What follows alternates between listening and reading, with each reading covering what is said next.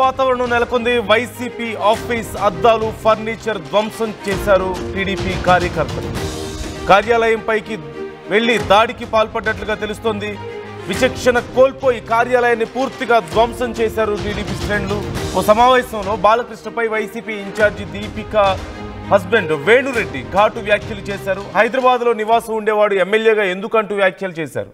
40 ఏళ్లుగా మనం ఎవరి కిందో బానిస బతుకులు బతుకుతున్నామంటూ విమర్శించారు. వేణురెడ్డి వ్యాఖ్యలతో టీడీపీ కార్యకర్తలకు ఆగ్రహం వచ్చి వైసీపీ కార్యాలయం మీద దాడికి పాల్పడినట్లుగా తెలుస్తోంది. మనం స్క్రీన్లో చూస్తున్నాం. ఆ దాడి చేసిన తర్వాత పూర్తిగా మనం చూడొచ్చు, వైసీపీ కార్యాలయంలో పూర్తిగా అద్దాలు ఫర్నిచర్ అంతా కూడా ధ్వంసం చేయడాన్ని మనం చూస్తున్నాం. అక్కడ కనిపిస్తుంది ఒక భయంకరమైనటువంటి పరిస్థితి కనిపిస్తుంది. భయానక వాతావరణం మనం చూస్తున్నాం. ఎవరి కిందో మనం బానిస బతుకులు బతుకుతున్నాం, హైదరాబాద్లో ఉండేవాళ్ళు ఇక్కడ ఎమ్మెల్యే ఏంటి అంటూ ఆయన వ్యాఖ్యలు చేసినట్లుగా తెలుస్తోంది. సో అసలు ఏం వ్యాఖ్యలు చేశారు?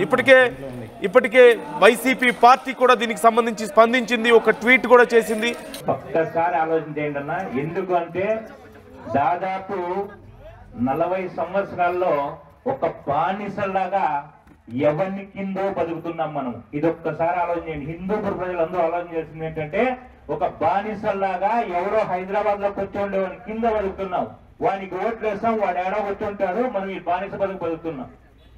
ఆలోచించండి అన్న, మనల్ని మనం పరిపాలించుకోవాలా లేకపోతే ఎక్కడో ఉన్న వ్యక్తుల చేతుల కింద వాళ్ళ కాళ్ళ కింద బతకాలనేది మీరు ఆలోచించి, ఒక్క అవకాశం అన్నా, ఒక్క అవకాశం లోకల్ గా ఉన్న వాళ్ళకి ఒక్క అవకాశం మాకు ఇవ్వండి, ఏం చేయాలో అంత చేసి